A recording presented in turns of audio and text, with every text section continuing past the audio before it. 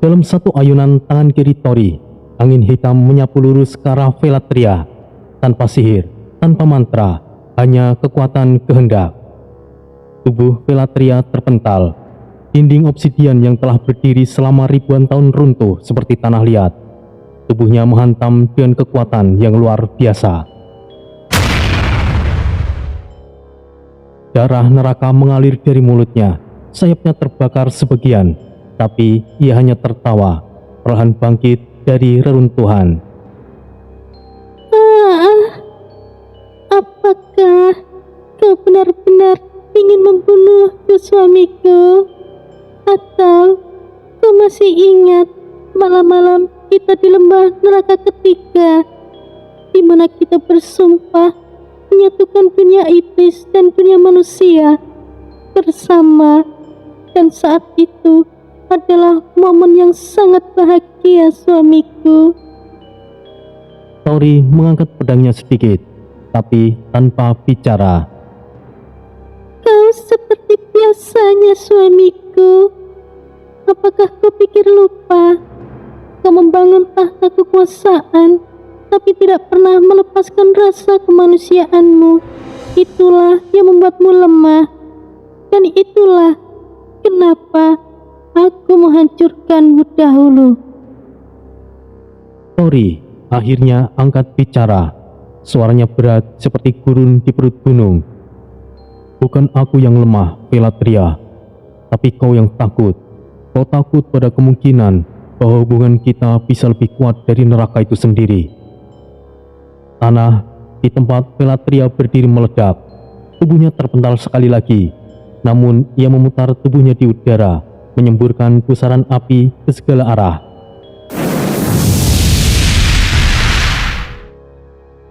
Api itu bukanlah api biasa. Itu adalah Flema Meladicta, sihir terkutuk yang pernah melelehkan gunung dan menghapus seluruh ras siluman burung di daratan utara. Api itu memiliki jiwa, menjerit seperti anak-anak yang terbakar hidup-hidup. Namun, saat lidah-lidah neraka itu menyentuh kulit, mereka senyap, diserap, ditelan oleh tubuh Tori, seolah tubuhnya adalah sumur tanpa dasar untuk energi yang terkutuk. Tidak ada yang tersisa dari dirimu yang dulu. Kau benar-benar sudah berubah, suamiku, menjadi monster yang bahkan tidak akan kusebut pasangan. Seolah aku menginginkan dirimu. Kau bukanlah wanita yang kupilih. Kau hanyalah bayang-bayang yang dipelintir oleh ambisi dan pengkhianatan. Dalam sekejap, Tori melesat. Tebasan pedang Dewa Iblis menciptakan setengah lingkaran merah di udara.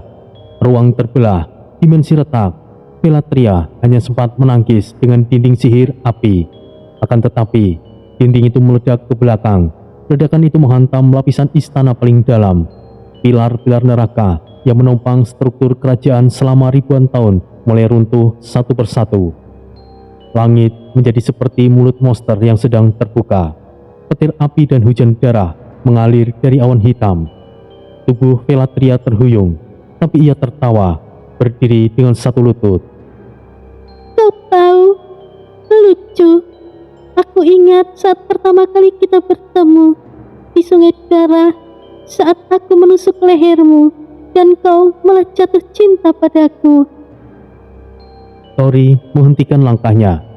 Velatria berdiri sepenuhnya sekarang. Bajunya sobek, sayapnya rusak, tapi matanya tetap sama. Mata yang dulu Troy cintai. Mata yang pernah memandangnya dengan kelembutan, dan sekarang dengan amarah yang membara. Kita pernah saling mencintai, dan kita mungkin bisa kembali. Sungguh konyol, Velatria, jika kau menganggap aku adalah Troy seperti dulu. Tidak ada lagi yang bisa kembali. Yang kulihat di hadapanku sekarang hanyalah musuh yang harus dihancurkan. Velatria mengepalkan tangan. Aura sihirnya mulai menyebar ke segala arah. Tapi di balik aura itu ada getaran kecil, ketakutan, dan keputusasaan. Ia tahu ia tidak bisa menang. Tubuhnya mulai goyah dan nafasnya memburu. Aku rasa semua ini sudah cukup. Satu ledakan cahaya muncul di bawah kakinya. lingkaran teleportasi hitam menyala seperti rune kuno yang berputar. Tori menyipitkan mata. Apa kau pikir bisa melarikan diri dariku, Velatria? Velatria menatap Tori untuk yang terakhir. Pandangannya campur aduk. Ada cinta, ada dendam, ada luka, dan juga ada pengakuan. Kau terlalu kuat sekarang sayang, tapi aku harus memberitahu yang lain tentang ini. Lingkaran sihir berputar semakin cepat. Udara mulai terhisap ke dalamnya. Tori melangkah, perlahan, tapi satu dentuman keras dari langit mengguncang semuanya. Awan jatuh ke tanah. Istana Ismaira bergoyang. Lingkaran teleportasi semakin bersinar. Tubuh Velatria mulai lenyap separuh. Dan sebelum ia benar-benar menghilang, ia berbisik. Kalau saja aku tidak mengkhianatimu dulu, aku pasti sudah mati. Velatria kemudian lenyap. Tori berdiri di sana sendirian. Angin neraka menerpa wajahnya. Debu obsidian mengelilinginya. Pedang di tangannya mulai tenang dan detak jiwanya mulai melambat. Langit di atas istana Ismaira berubah menjadi pusaran kegelapan. Petir merah menyambar. Angin panas berputar membawa debu neraka dan serpihan obsidian dari reruntuhan istana. Menara dosa abadi berdiri tegak di tengah-tengah kehancuran, tinggi, kelam, dan sepi, seperti tulang belakang naga yang membatu dalam penderitaan abadi. Velatria melesat ke atas menara. Tubuhnya membentuk kilatan api yang meninggalkan jejak membara di udara. Nafasnya memburu, pakaiannya copang-caping, sayapnya yang satu rusak dan menggelantung layu. Tapi ia tetap melesat seperti iblis yang ditikam harapan terakhir. Jika aku bisa mencapai puncak, setidaknya aku bisa menyegel ruang waktu, mengulur waktu, sampai aku mendapatkan bantuan. Desisnya di antara desah putus asa. Namun, saat ia mendarat dengan hentakan keras di puncak menara dosa abadi, seseorang sudah berdiri di sana, tegak, diam, seperti sosok kematian yang sudah menunggu. Tori, bayangannya seolah menyatu dengan malam yang kelam. Angin neraka menyibak jubah hitamnya. Pedang raksasa masih menggantung di punggung. Namun tatapan matanya tajam seperti pisau dingin yang siap menyayat isi hati. Velatria terpaku. Kakinya terhenti. Api di sekelilingnya meredup. Ia seperti melihat hantu masa lalu. Bukan dalam bentuk korban, tetapi dalam bentuk penghakiman. Sejak kapan kau sudah di sini? Sejak sebelum kau berpikir untuk kabur. Kenapa? Kenapa kau tidak membunuhku sekarang? Karena aku adalah dewa iblis. Hidup matimu ada dalam genggamanku, Velatria. Velatria menarik nafas dalam-dalam.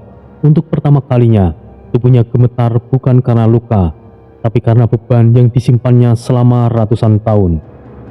Aku memang mengkhianatimu, tapi bukan karena aku membencimu. Bukan karena aku ingin merebut tahtamu. Aku dipaksa. Troy, dewa iblis kegelapan, keabadian. Mereka semua menginginkan kau mati. Bukan hanya karena kekuatanmu, tapi karena hatimu. Karena kau terlalu manusiawi. Mereka mengancam akan memusnahkan seluruh ras iblis jika aku tetap bersamamu.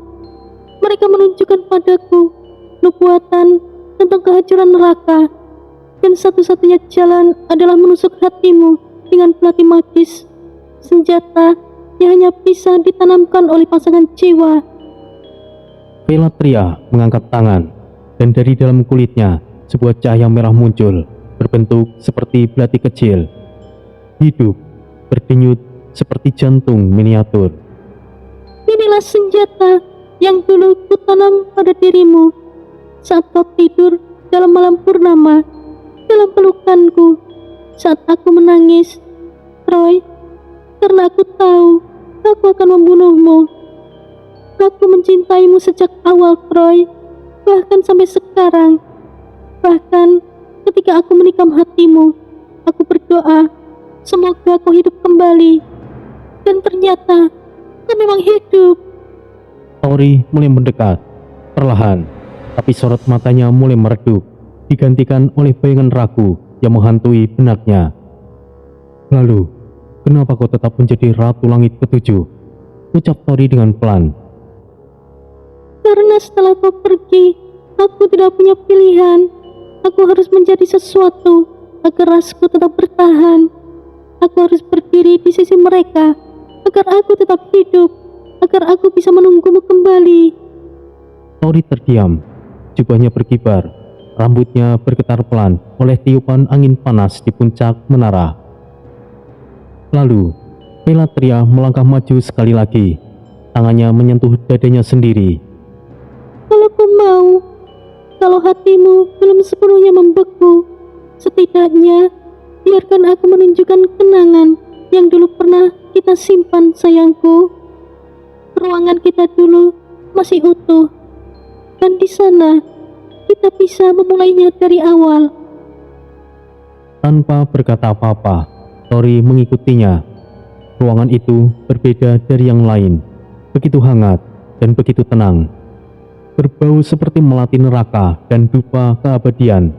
Tirai merah menyala menggantung lembut, dan di tengah ruangan berdiri sebuah ranjang besar berlapis sutra hitam yang menyala lemah oleh cahaya batu-batu sihir di dinding. Di meja kecil di sisi ranjang, ada benda-benda lama. Cincin hitam bertuliskan nama Troy dalam aksara neraka. Gelang tulang naga, liontin kristal ungu yang hanya bergetar saat menyentuh pemilik aslinya. Pelatria mendekat. Ia mengambil liontin itu. Ia menatapnya dalam-dalam, lalu menyerahkannya pada Tori. "Ini adalah satu-satunya yang tidak pernah kuganti. Bahkan saat aku menjadi ratu, aku selalu menyimpannya, berharap kau akan kembali, sayangku." Tori menerima liontin itu. Tangannya besar, kasar, namun gemetar sesaat sebelum menyentuh benda kenangan itu. Beberapa detik, matanya mulai redup, nafasnya tertahan. Dan di saat ia mengangkat pandangannya, Pelatria sudah di depan wajahnya. Tangannya menyentuh dada Tori, lembut, hangat seperti dahulu. "Biarkan kita melupakan segalanya, suamiku, hanya malam ini." Tori tidak bisa berkata apa-apa, tapi ia tidak menolak. Dan saat bibir mereka bersatu, ruangan itu dipenuhi keheningan, hanya diiringi denting batu sihir yang memudar. Malam di lembah itu tidak pernah benar-benar malam, tapi waktu seolah berhenti di dalam ruang itu. Tubuh mereka saling meresap, seperti angin yang menghapus luka ratusan tahun. Nafas menjadi satu, detak jantung bercampur dalam simfoni sunyi yang menyakitkan sekaligus melegakan. Namun, di balik semua itu, Tori tetap membuka satu mata, waspada. Ia tahu Pelatria bukan tanpa niat, dan ia bersumpah dalam hati, jika pengkhianatan kembali terjadi, maka ciuman itu akan menjadi yang terakhir sebelum api kehancuran menutup segalanya. Di bawah bayang-bayang menara dosa abadi, medan pertempuran menggelegar seperti inti neraka yang terbuka. 4 pasang kekuatan jenderal, yang satu mewakili keadilan gelap Tori, dan yang lain mewakili loyalitas pada Pelatria, saling menerkam tanpa kata.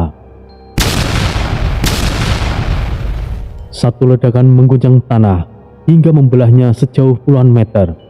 Dari celah itu, lahar hitam menyembur, melelehkan pilar obsidian, menyambar seperti ular iblis yang lapar. 2 jenderal bertempur di atas aliran magma, melompat dari batu ke batu yang melayang di udara. Tubuh mereka dipenuhi luka, namun tatapan mereka tetap menyala. Salah satu jenderal Tori melemparkan tombak berlapis sihir api yang menyatu dengan petir. Dan saat dilempar, udara seperti mendidih. Langit teriris seperti sabit petir. Lawannya memukul tombak itu dengan gada berduri penuh sihir hitam. Tumbukan membuat ruang sekitar retak seperti kaca. Ledakan kejut menelan 2 gunung kecil di sekitaran mereka menjadi debu. Di sisi lain, 2 jenderal lainnya bertempur dalam ketinggian. Sayap-sayap raksasa mengayun, menciptakan pusaran angin berduri yang menghantam benteng-benteng neraka. Satu jenderal memanggil gerombolan kekelawar neraka berapi dari jurang, meledak dalam formasi bintang berduri, sementara lawannya berubah menjadi sosok naga iblis setengah manusia. Mereka beradu, cakaran dan sihir, menciptakan spiral energi merah dan ungu yang menyembur ke langit, mengubah awan menjadi pusaran darah.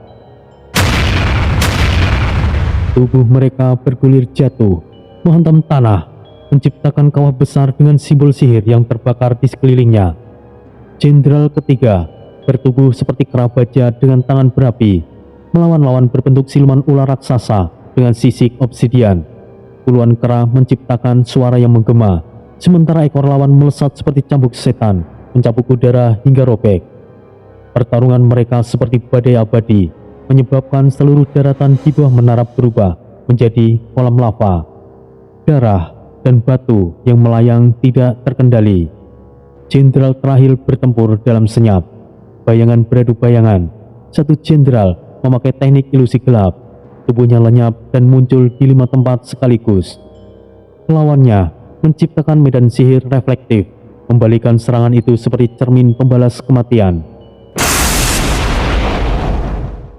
Pertempuran keduanya seperti seni, namun seni kematian dan seni penyiksaan. Keempat pertempuran mencapai titik di mana tidak ada yang menang.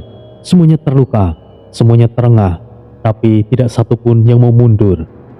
Langit berhenti berputar, waktu terasa melambat, seolah alam pun menahan nafas, menunggu akhir dari semuanya itu.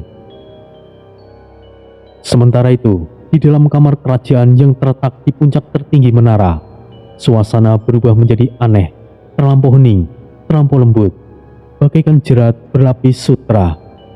Ranjang obsidian besar terbentang di tengah ruangan, ditutupi kain api ungu yang membara seperti lembayung terakhir, sebelum menjadi maut. Dinding-dindingnya memantulkan cahaya sihir dalam pola tarian api, dan tirai-tirai sutra berdesir oleh angin neraka yang entah dari mana datangnya. Pelatria berdiri di tengah ruangan, tapi kali ini bukan sebagai ratu iblis. Rambutnya kembali panjang, hitam dan lembut, kulitnya pucat bercahaya. Pakaian iblisnya telah berubah menjadi gaun malam merah tua yang berkilauan dalam cahaya api, dengan perhiasan dari masa lalu Troy terikat di pergelangan tangan dan leher. Ia terlihat seperti dulu, sebelum pengkhianatan, sebelum perang, sebelum segalanya terjadi. Langkahnya pelan saat mendekati Tori yang berdiri diam di ambang pintu. Jika memang harus mati, maka biarkan aku mati dalam pelukmu, Bisiknya dalam lembut dan penuh getir. Ia membuka tangannya. Tori tetap tidak bergeming, namun matanya sedikit bergetar. Di dalam dada, jantungnya berdetak tidak beraturan, seolah terjebak antara dua kutukan, cinta dan kebenaran. Pelatria mendekat. Ia mulai menari. Putaran tubuhnya begitu lembut, seolah waktu membeku. Api dari kain-kain di ruangan ikut menari, mengikuti gerakannya. Tubuhnya menyala, bukan oleh kekuatan, tapi oleh kenangan. Setiap gerakan, setiap lirikan mata, membawa kembali masa lalu, di saat mereka tertawa di bawah bulan merah neraka, ketika mereka berdua percaya bahwa takdir bisa dikalahkan. Tangannya menyentuh pipi Tori. aku hanya ingin satu pelukan terakhir, sayangku. Tori tidak menjawab. Ia hanya membuka lengannya, dan Pelatria memeluknya. Erangan lirih, nafas mereka menyatu. Jantung mereka seperti kembali menyatu dalam irama kelam yang dulu mengikat mereka.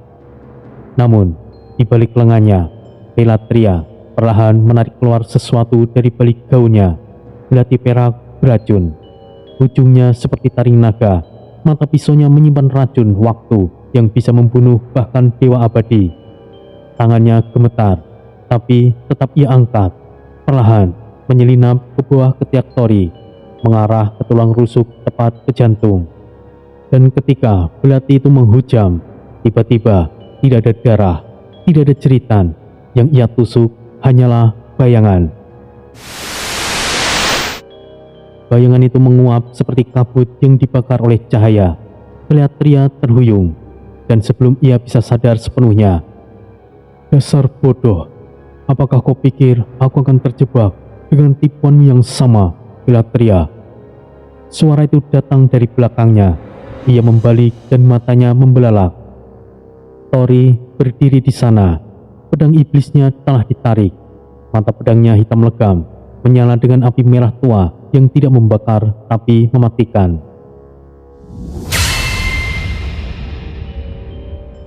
Dalam satu tebasan, tanpa ucapan, tanpa kata, kepala Velatria langsung terlempar dari tubuhnya.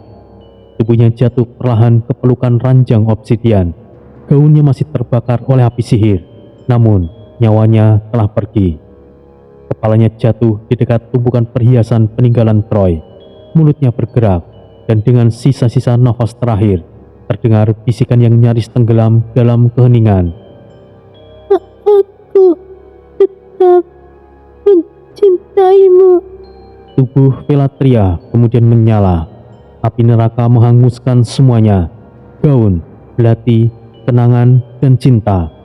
Semuanya menjadi debu yang perlahan terangkat oleh angin dan hilang. Kau pikir aku akan terjebak? Bodoh, aku bukanlah Troy. Pedangnya menancap ke lantai obsidian. Ia tidak berkata sepatah kata pun, namun satu tetes air jatuh dari matanya. Entah itu air mata atau darah kenangan. Dan dari kejauhan, langit kembali retak. Perang belum selesai, namun cinta telah dikubur di ranjang yang hangus. Kepala Velatria yang terpenggal jatuh membentur lantai obsidian. Tubuhnya masih berdiri tegak beberapa detik sebelum ledakan dahsyat meledak dari dadanya. Semburan api ungu menyembur bersama kilatan energi kutukan yang memekakkan. Lantai istana obsidian pecah menjadi retakan-retakan tajam. Pilar-pilar hitam setinggi menara runtuh satu persatu dengan raungan batu yang patah. Tanah berguncang keras seperti ada naga raksasa yang menggeliat di perut bumi. Di luar istana, langit Ismaira menghitam sepenuhnya. Awan merah tua menggulung cepat seperti tumpukan daging membusuk di udara. Dan dari sela-selanya turun hujan abu panas yang berwarna darah. Lembah itu meraung. Tanah menganga dari pusat istana. Retakan-retakan menyebar seperti urat iblis yang bangkit dari bawah tanah. Lumpur panas menyembur seperti lava dari neraka, menghantam menara, kota-kota kecil dari sekitar lembah, dan desa-desa iblis yang telah bersumpah setia pada Velatria. Prajurit-prajurit iblis menjerit. Beberapa dari mereka yang bersayap berusaha terbang, tapi langit tertutup oleh energi kutukan dari tubuh Velatria yang masih menyisakan aura kematiannya. Sayap mereka terbakar saat menyentuh atmosfer yang telah terkontaminasi. Panas! Ini bukanlah api biasa! Lari! Lari! Semuanya lari! Teriakan itu tidak mengubah apapun. Tanah di bawah kaki mereka mulai runtuh. Bangunan-bangunan iblis yang terbuat dari batu obsidian runtuh menimpa warga. Lahar dari bawah tanah menyembur seperti naga terbangun dari tidur panjangnya. Sungai yang dulu berisi tanah hitam kini mendidih dan meledak seperti uap beracun. Dari kejauhan, tampak 4 sosok berjalan dari balik kabut dan hujan abu. Langkah mereka tenang di antara kekacauan. 4 jenderal iblis, para tangan kanan Tori, melangkah gagah. Tubuh mereka tidak tersentuh abu ataupun api. Aura mereka menyingkirkan bencana di sekitar. Tuanku, tanah ini akan segera meledak sepenuhnya. Kita harus pergi sekarang, ucap salah satu dari mereka. Tubuhnya berselimut baja dan api neraka. Matanya menyala merah. Tori berdiri di puncak reruntuhan. Jubahnya berkibar tertiup badai. Matanya menatap istana yang kini tinggal separuh. Ia tidak berkata apa-apa, namun dalam diamnya, dendam telah terpenuhi dan rasa sakit telah menjadi bara. Di bawahnya, terlihat iblis-iblis mulai melarikan diri, menyeret keluarga mereka, mendorong rekan-rekannya, menginjak siapapun demi bertahan hidup. Ada yang menangis, ada yang tertawa gila, ada yang memohon dengan kekuatan iblis lainnya untuk menyelamatkan mereka. Dia telah kembali. Troy, dewa iblis itu kembali. Kita semua akan mati. Semuanya akan terbakar. Lari!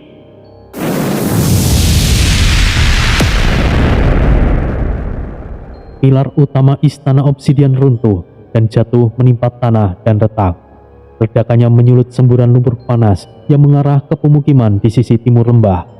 Bangunan berlantai 3 meledak dan menelan seluruh penghuninya. Aku tidak ingin mati. Aku bersumpah demi Velatria. Jeritan seorang penjaga elit sebelum tubuhnya terbakar habis dalam kobaran ungu yang aneh. Di atas reruntuhan, Tori masih memandangi semua itu. Matanya kosong, tapi tubuhnya dipenuhi kehendak. 4 jenderalnya berdiri di belakangnya. Istana ini, tempat pengkhianatan itu dimulai, akhirnya runtuh. Ucap Tori perlahan, suaranya dalam dan dingin, seperti kutukan yang menyejukkan neraka. Kita harus segera pergi, tuanku. Ledakan terakhir akan segera terjadi. Aku bisa merasakannya. Lubang neraka terbuka dari bawah tanah Ismaira. Aku tahu, aku tidak akan memberikan mereka kematian yang cepat. Biarkan mereka merasakan ketakutan, seperti aku dulu dibiarkan membusuk dalam waktu. Mereka berempat menunduk. Tidak satupun dari mereka berani membantah.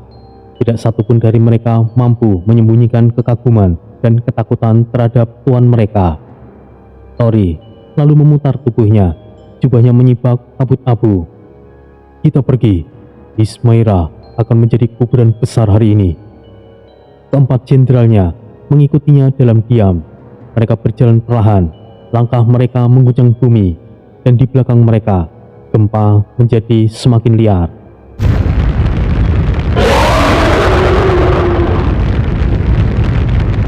Tanah terbuka lebar. Dari dalamnya, makhluk-makhluk berwujud tengkorak raksasa dan ular berapi menyembur ke permukaan.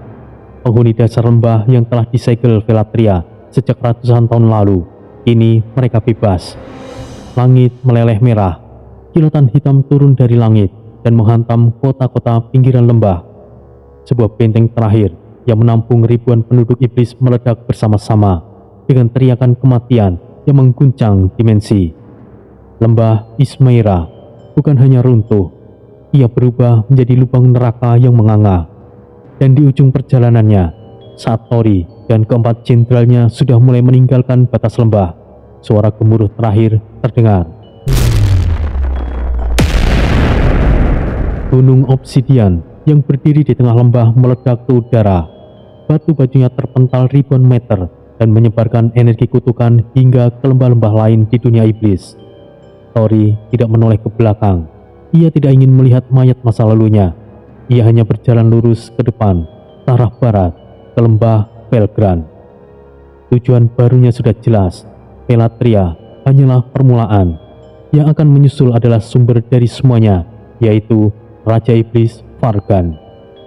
Di suatu tempat yang jauh, di sebuah lembah yang bernama Lembah Velgran, di ruangan tahta yang bagaikan rahim dari kegelapan, batu-batu hitam berlapis emas darah membentuk lekungan raksasa di langit-langit, dan dari sela-selanya menetes cairan merah yang terus mengalir seperti tangisan langit iblis. Di tengah ruangan, tahta raksasa dari tulang-tulang naga berdiri, disinari oleh api biru yang melayang tanpa sumber. Aroma sulfur dan daging terbakar memenuhi udara. Vargan duduk tenang di atas tahta itu. Mahkota bengkok di kepalanya terbuat dari tanduk-tanduk iblis. Jubahnya panjang, diseret pelayan-pelayan bisu yang tidak memiliki mata, hanya rongga di wajah mereka. Di tangan Vargan, sebuah gulungan hitam berdenyut pelan, seperti memiliki nadi. Pesan dari Velatria. Ia mengirimkannya tepat sebelum lehernya diputus. Ucapnya pelan sambil tersenyum tipis. Jika kau benar-benar kembali Troy, sang dewa iblis, benar-benar menggelikan. Suara gemuruh tiba-tiba mengisi ruangan. Dari sisi kiri tahta, 6 iblis bangsawan berdiri tegak dalam posisi berjaga. Mereka semua berbadan besar, dengan tanduk melingkar dan wajah tertutup topeng berlapis logam gelap. Di depan mereka, seorang petinggi iblis berjubah merah berlutut dengan nafas terengah, baru saja datang dari ruang informasi. Paduka, Lembah Ismaira telah hancur sepenuhnya. Seluruh struktur istana obsidian lenyap dalam ledakan. Ratusan ribu pasukan Velatria telah tewas, dan tanah di sana terbuka seperti lubang menuju inti dunia iblis. Keriuhan mulai terdengar dari para petinggi lain. Salah satunya melangkah maju. "Ini gila! Troy tidak hanya kembali, tapi ia membawa kekuatan yang bahkan tidak bisa kita mengerti. 4 jenderalnya muncul kembali. Jika kita tidak bertindak, kita akan menuju ke sana." "Benar, dia pasti akan membantai kita seperti yang ia lakukan pada Velatria." "Paduka, kita harus mengerahkan seluruh kekuatan penjaga lebah. Kita tidak bisa membiarkan ini terus terjadi." Suasana semakin tegang. Derap kaki para penjaga terdengar dari luar dinding. Aura ketakutan menjalar seperti kabut beracun di antara para iblis. Beberapa mulai meragukan pertahanan lembah Velbran. Bahkan udara di dalam ruangan terasa menyesakkan. Tapi Vargan masih duduk, tidak bergerak sedikit pun. Senyum di bibirnya semakin melebar, namun matanya menyala seperti bara yang tersembunyi. "Kalian begitu lemah terhadap rasa takut. Troy memang kuat, tapi aku tidak menyangkal. Tapi kita memiliki dia." Tanah di depan tahta terbelah perlahan. Sebuah lingkaran segel berlapis 7 muncul, dan dari dalamnya sebuah suara nafas berat terdengar. Seperti raksasa yang tertidur dalam dada yang mengambang. Di tengah lingkaran itu, sosok iblis dengan kulit perak hitam duduk bersila. Tubuhnya tertutup rantai dan darah suci yang membeku. Matanya tertutup kain putih, tapi di sela kain itu menyala cahaya merah muda. Dialah Sang Dajjal, wujud iblis agung, leluhur dari segala kejahatan, leluhur dari semua penguasa dimensi terkutuk. Tubuhnya kini sedang memulihkan diri, tapi aura yang mengalir dari dalam segel itu mampu membuat ruang tahta bergetar seolah hendak runtuh. "Jika Sang Agung Dajjal pulih, bukan hanya Troy, tapi semua yang hidup dan mati akan bertekuk lutut di bawah langkahnya," ujar Vargan sambil berdiri perlahan. Semuanya yang hadir terdiam. Ketakutan mereka berubah menjadi ketundukan. Dajjal adalah legenda di antara legenda. Sosok yang disebut hanya dalam bisikan, yang keberadaannya disangka sudah musnah di era masa lalu. Dan kini ia masih hidup. Dan sekarang kini bersama mereka. Vargan melangkah ke samping dan memanggil nama. "Mumkra." Sosok tinggi terbungkuk keluar dari balik dinding bayangan. Wajahnya kurus, matanya banyak, namun tubuhnya penuh paku, dan nafasnya berbau darah basi. Ia membawa tongkat panjang dari tulang, dan setiap langkahnya menimbulkan suara logam yang diseret. "Hamba datang, Paduka," ucap Mumkra dengan suara parau, seperti 2 leher yang berbicara bersamaan. "Pergilah ke Ismaira. Lihat dan bawa berita. Jika kau bisa mengambil sisa-sisa roh dari tubuh Velatria, lakukan. Aku ingin tahu seberapa dalam luka yang telah Troy tinggalkan." Mumkra menunduk rendah, begitu dalam hingga tubuhnya hampir mencium lantai. "Baik, Yang Mulia, akan hamba laksanakan dengan senang hati." Ia berbalik dan mulai melangkah keluar ruangan. Tapi sebelum pergi, ia menoleh dan mengangkat tangan kanannya. "Azel, Kael, Tiren, persiaplah, ikutlah denganku." Dari 3 sudut ruangan, 3 iblis kuat muncul. Azel bertubuh besar dan bersisik merah, berdiri seperti raksasa dari Satan. Tubuhnya dililit rantai, dan tangannya seperti pedang tajam. Mata tunggalnya menatap semua dengan lapar. Kael, iblis lautan, tubuhnya transparan seperti air hitam pekat, dan rambutnya adalah lidah-lidah api biru.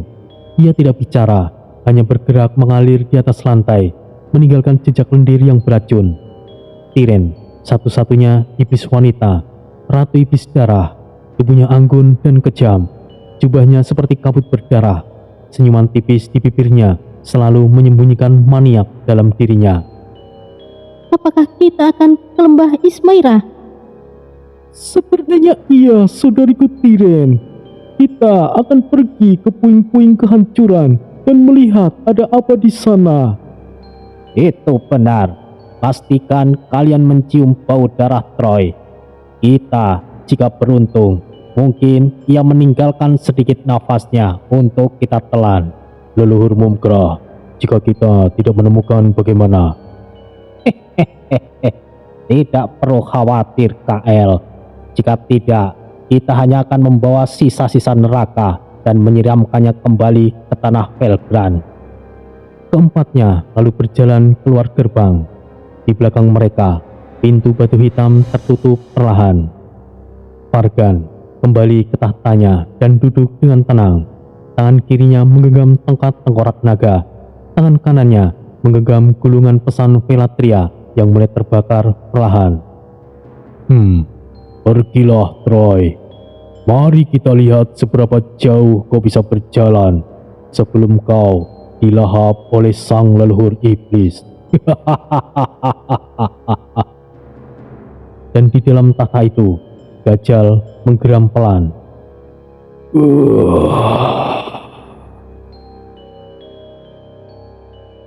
Langit berwarna merah tua. Lembah Ismaira di kejauhan tidak lebih dari puing-puing membara. Serpihan neraka yang ditinggalkan oleh badai dendam dan murka. Api masih menjilat reruntuhan, sementara asap hitam pekat membubung tinggi, menyelimuti puncak-puncak bebatuan tajam di sekelilingnya. Tori berdiri di atas batu datar berumuran darah. Tubuhnya tegap, pakaian tempurnya robek di sana-sini. Tapi tatapannya tajam membelah udara. 4 jenderalnya berdiri di belakang, diam, namun energi mereka bergetar. Mereka tahu pertempuran di lembah Ismaira adalah permulaan. Namun yang berdiri di hadapan mereka bukan lagi sekedar manusia. Ia adalah badai. Ia adalah penghakiman. Ini belum selesai. Tuanku, jika kau ingin pergi ke lembah Vergan sendirian, maka aku akan lebih cepat untuk sampai. Tapi Felgran bukanlah tempat biasa, tuanku. Itu adalah jantung kematian. Tanah yang bahkan iblis pun enggan menginjaknya jika Anda disergap. Justru karena itu, aku ingin pergi sendirian. Kalian pikir kalian bisa menjaga keselamatanku? Tidak, kalian justru akan menjadi beban. Aku butuh masuk tanpa suara. Kalian kembalilah ke lembah Taimor. Suasana menjadi tegang. Angin kencang menyapu debu dan darah di tanah. Kilatan menyambar di kejauhan. Tidak, kami sudah bersumpah untuk mengabdi dan mati pun bukan apa-apa. Ini perintah. Kembalilah ke lembah Vergan. Petir menggelegar dari tubuhnya, menghantam tanah di sekitar mereka. Batu-batu pecah, tanah merekah. Para jenderal itu terdorong mundur. Tubuh mereka bergetar, menerima getaran energi dari sang dewa iblis. Mereka menunduk dalam diam, menerima kata-kata itu seperti cambuk di dalam jiwa. Tori menatap mereka. Suaranya melembut sedikit, meskipun tetap keras. Kita belum selesai. Aku akan ada di medan tempur yang lebih besar. Akan ada perang yang membutuhkan kalian untuk memimpin pasukan kelak. Lembah Taimor harus tetap berdiri. Dan jika aku gagal di Felgran, kalian yang harus meneruskan perang ini. Keempat jenderal itu perlahan berlutut sejenak. Kepalanya menyentuh tanah. Semoga kau kembali, tuanku. Tori tidak menjawab. Ia hanya memutar tubuhnya dan mulai berjalan menjauh, melewati tepi bukit, menuju jalan setapak yang mengarah ke selatan, menuju lembah Felgran. Langkahnya perlahan namun pasti. Suara sepatunya menghantam batu seperti pukulan palu. Perjalanan menuju lembah Felgran tidaklah mudah. Tanah retak seperti permukaan neraka. Bau sulfur menggantung di udara. Angin menusuk tajam, membawa bisikan-bisikan halus dari jiwa-jiwa terkutuk. Tori tetap melangkah, tetapi pikirannya tenggelam dalam kesadaran spiritual. Di dalam dirinya, suara berat penuh wibawa terdengar. Bocah, apakah kau ragu? Tidak sama sekali, Troy. Aku hanya tahu apa yang menunggu di depan bukanlah sekedar iblis biasa. Bayangan cahaya samar muncul di sebelahnya. Sosok setengah transparan dengan rambut panjang dan mata menyala seperti bara. Apakah yang kau maksud adalah Dajjal? Ya, aku tahu dia masih lemah. Tapi tetap saja, dia adalah Dajjal. Kau tahu siapa dia, tapi kau lupa siapa aku. Dajjal adalah leluhur iblis, itu benar. Tapi aku adalah dewa iblis pertamanya, bukan hanya karena kekuatan, tapi karena pemahaman. Pemahaman? Apa maksudmu, Troy? Dahulu, saat dunia masih muda dan para makhluk berebut langit dan bumi, Dajjal bangkit pertama kali. Dia ingin dunia ditelan kegelapan murni. Tidak ada cahaya, tidak ada kehidupan, hanya kegelapan dan kekuasaan. Aku, Troy, adalah tangan kanannya, pengawal utamanya. Suasana di sekitar Tori seperti bergetar. Angin membisu mendengar kisah yang hanya diketahui oleh sejarah yang paling kelam. Pengawal? Troy, jangan-jangan kau dulu adalah... Ya, kau tidak salah bocah. Dahulu, aku adalah tangan kanannya, sekaligus kepercayaannya. Kami menghancurkan kota-kota langit. Kami menenggelamkan benua. Kami membunuh para dewa muda. Lalu, apa yang sebenarnya terjadi, Troy? Karena aku melihat kebodohan di mata Dajjal. Ketika semuanya musnah, lalu apa? Tidak ada pujian, tidak ada kehidupan, tidak ada makna. Aku mulai melawan Dajjal bersama makhluk lain, para naga kuno, para dewa-dewa tua, makhluk cahaya, dan kegelapan bersatu melawan satu ancaman. Lalu, kami mengurungnya dan memisahkan jiwa dan tubuhnya. Tapi sekarang, jika ia benar-benar bangkit lagi, maka sekali lagi aku akan menentangnya. Troy, lalu jika kau dulu tangan kanan Dajjal, apakah aku bisa mengalahkan dirinya? Mungkin, tapi tidak hari ini. Langit menggelap, awan pekat menyelimuti lembah di depan Tori.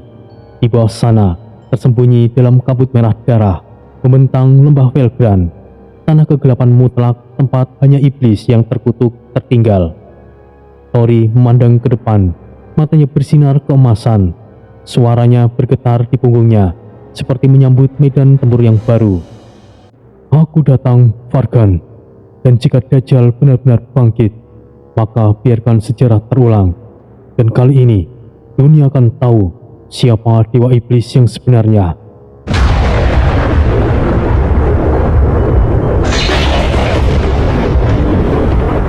Langit bergemuruh, tanah bergetar, dan perang akan mulai kembali.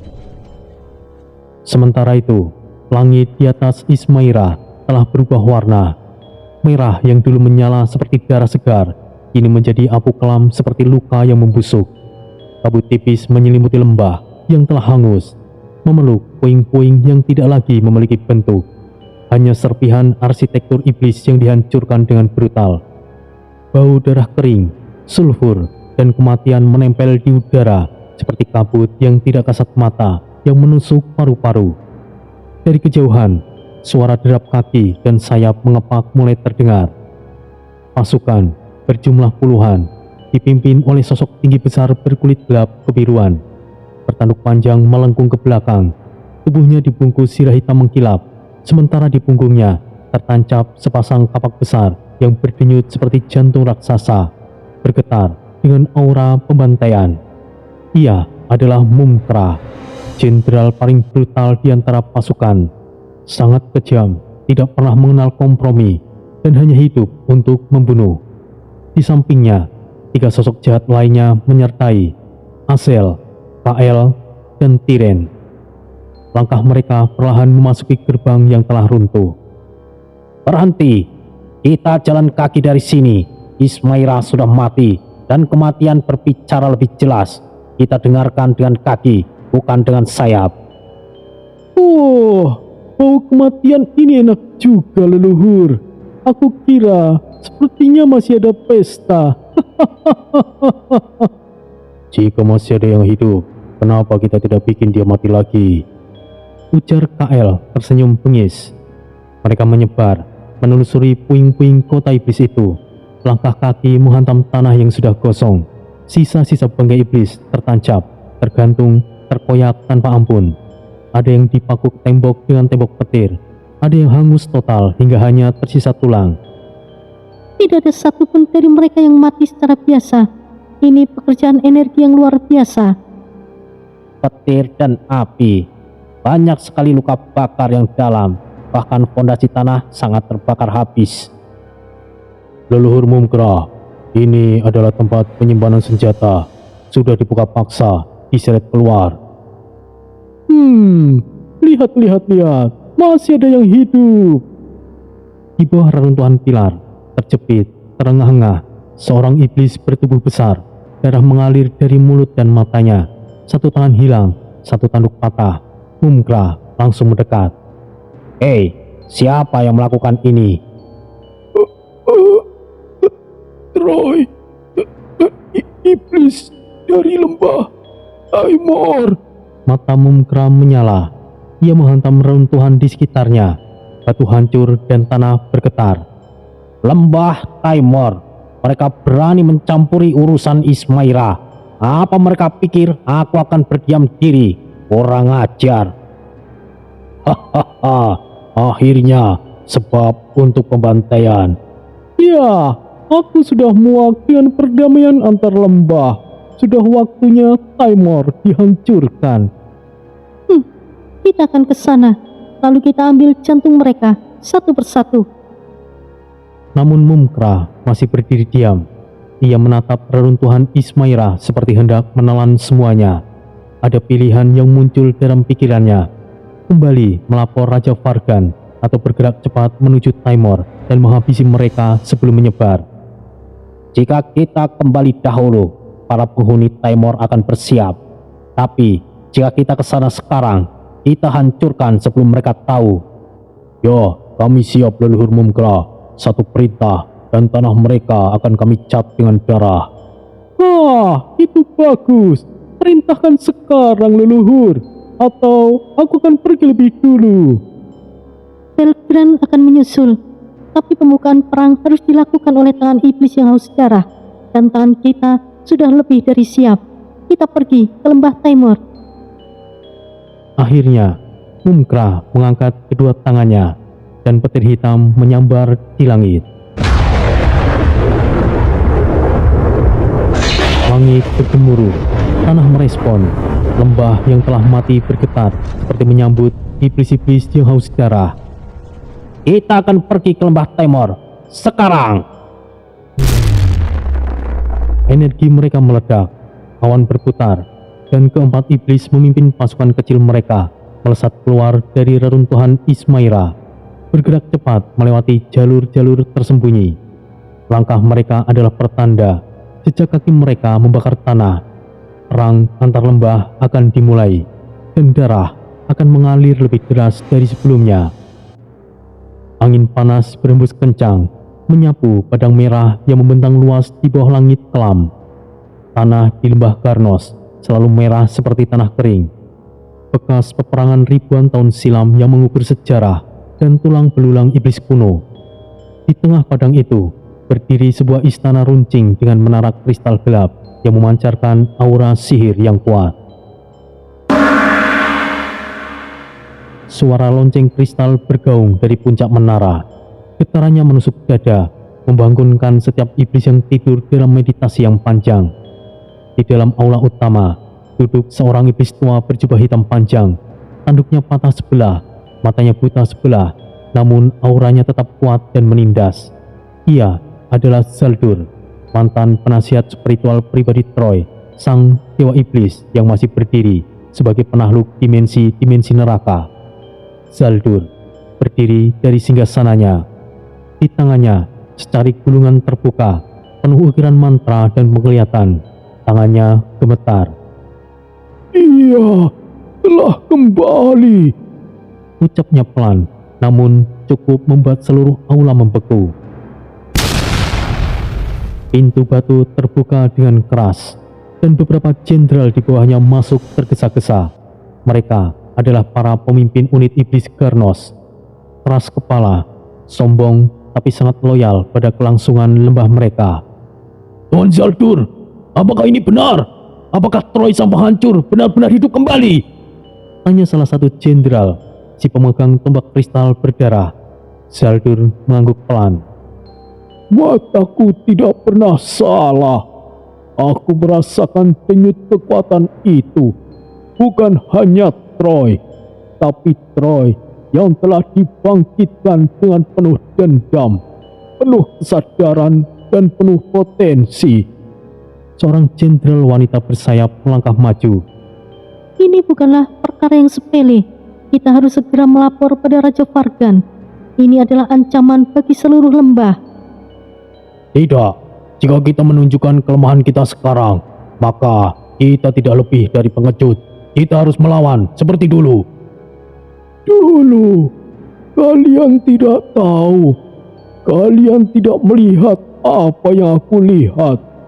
Troy bukan lagi iblis biasa. Dia adalah dewa iblis yang tumbuh dari kehancuran dan pengkhianatan. Ucap Zaldur tiba-tiba, suaranya sedikit menggema. Tapi, kau juga mengkhianatinya, Zaldur. Kau meninggalkannya karena penglihatanmu. Kau memutuskan bahwa Troy tidak layak untuk evolusi iblis. Zaldur terdiam. Matanya menatap lantai merah dengan tatapan getir. Itu benar. Aku salah.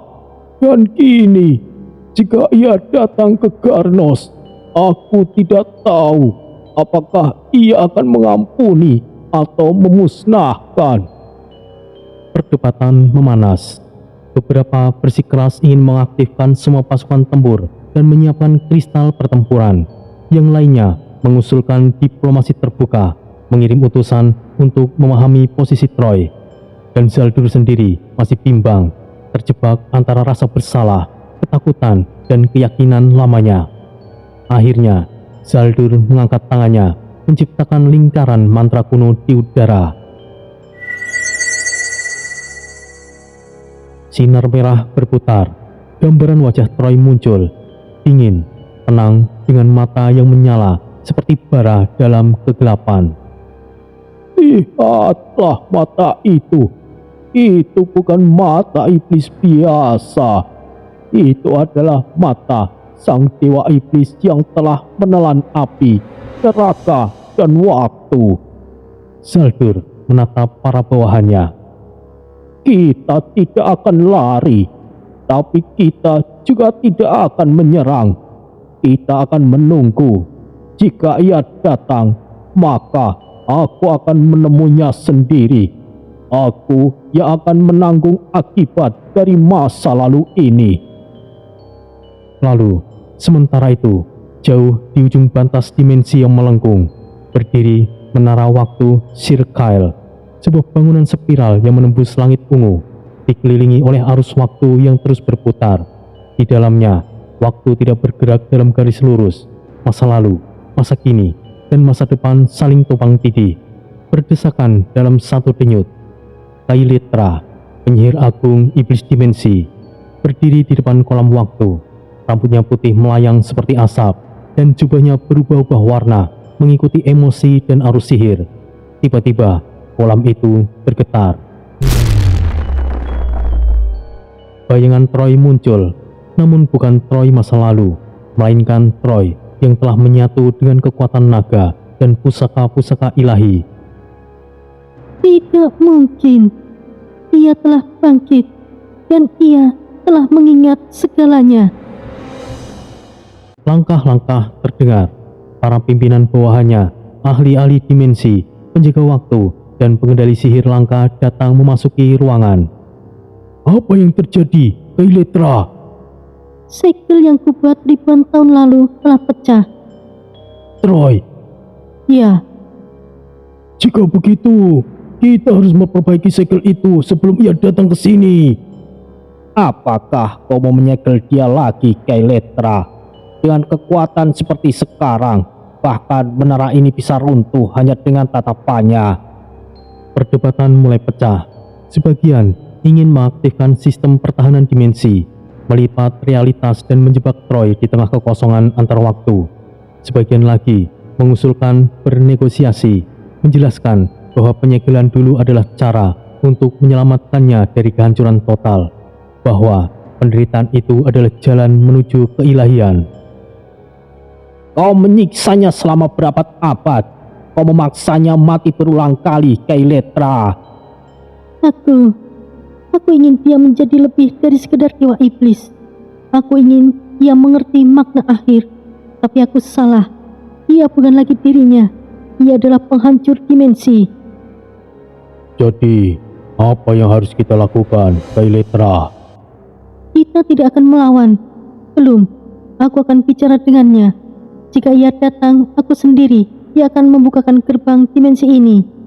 Bagaimana jika ia malah justru membunuhmu? Jika ia ingin membunuhku, maka biarlah. Tapi, jika ia masih ada ingatan yang tersisa dalam hatinya, mungkin ia akan lebih mengerti. Keiletra menatap kolam itu sekali lagi. Wajah Troy yang tercemin kini hanya menunjukkan satu hal, kepastian. Dan dengan itu, dua lembah iblis yang pernah menjadi sekutu ini berdiri dalam ketakutan dan keraguan, menanti datangnya sang dewa iblis Troy. Mereka tahu ini bukanlah sekedar kebangkitan, ini adalah akhir dari penantian yang panjang dan awal dari penghakiman mereka. Langit di atas lembah Taimor dipenuhi semburat hitam keunguan. Kabut tebal menggantung rendah, mengambang malas di sela-sela pepohonan mati yang berjajar seperti barisan prajurit bisu. Suasana nampak tenang, namun keheningan itu seperti menyembunyikan bisikan kegelisahan. Di atas tebing batu hitam, tampak 4 siluet berjalan perlahan, turun dengan langkah yang pasti. Mumkra berada di paling depan, tubuhnya menjulang tinggi, jubah hitamnya menyabut tanah dengan suara yang setiap kali ia melangkah. Matanya bersinar merah, menyala seperti bara yang tidak pernah padam. Di sisi kirinya, Azel, sang iblis Satan, bertubuh ramping namun menyimpan aura gelap yang menusuk. Di kanannya, Kael, iblis lautan yang tinggi kekar dengan rambut panjang biru gelap, mengombak liar mengikuti arah angin. Sementara dari belakang, sosok cantik dengan wajah pucat darah dan mata merah pekat, Tiren, ratu iblis darah, melangkah anggun seperti kematian itu sendiri. Gerbang batu hitam terbuka perlahan saat mereka mendekat. 3 jenderal penjaga lembah Taimor berdiri di depan pintu gerbang, menyambut dengan sikap kaku dan gugup. Mereka memberi hormat dalam diam, lalu seorang diri mereka melangkah maju. "Hormat kami, Tuan Mumkra yang agung," ucapnya dengan suara datar namun tergesa. "Mohon maaf jika penguasa tidak menyambut. Penguasa Taimor, Tuan Drogas saat ini sedang menjalani meditasi dalam ruang keheningan. Beliau memerintahkan kami untuk menyambut rombongan." "Oh, ruang keheningan di tengah situasi genting seperti ini." Itu perintah beliau sendiri, Tuan Mumkra." Tiba-tiba, Azel melangkah maju. Matanya yang tajam menatap lekat wajah sang jenderal. Mulutnya berbisik lirih, tapi suaranya menggema seolah memasuki lubuk pikiran. "Kebohongan! Pikiranmu terbuka, jenderal. Kau ketakutan, bukan karena Drogas menyuruhmu, tapi karena kau tahu ia tidak pernah kembali dari pertemuannya dengan Troy." Mata sang jenderal membelalak. Ia mundur 1 langkah. Tidak, aku tidak." Dalam sekejap, Azel menebas udara. Angin tajam seperti pedang menyayat leher sang jenderal dan kepalanya melayang tanpa suara. Tubuhnya terjatuh ke tanah. Mumkra mengangkat tangannya, menghentikan 2 jenderal lain yang hendak menyerang. "Katakan padaku di mana Drogas." Kami tidak tahu pasti. Terakhir kali ia pergi ke perbatasan barat. Ada informasi tentang..." Sosok iblis itu kepalanya langsung hancur. Kael menghilang dari tempatnya dan muncul di belakang mereka dalam sekejap. Dengan satu ayunan tangan, air pekat meledak keluar dari tangannya, mencambuk seperti neraka.